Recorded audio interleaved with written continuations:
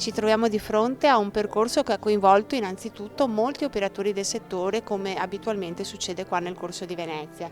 Inizialmente erano 29 i partecipanti al corso e di questi 29 alcuni hanno rinunciato a partecipare alla prova scritta e quindi all'esame scritto hanno partecipato 23 persone. E poi grazie ai risultati dell'esame scritto siamo arrivati comunque a 18 presenze. Oggi purtroppo uno di loro non è riuscito a partecipare all'esame orale e quindi abbiamo avuto comunque un risultato di 15 persone che sono state ritenute idonee a diventare sommelier e quindi a poter entrare in questo bellissimo mondo che AIS consente a chi vuole approfondire le tematiche del vino.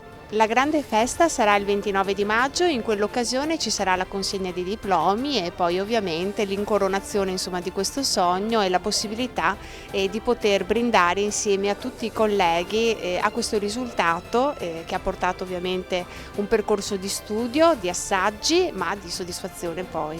Un saluto quindi a questi nuovi sommelier che rivedremo il 29 maggio, probabilmente anche con delle riprese in un momento di festa, e una buona giornata a tutti.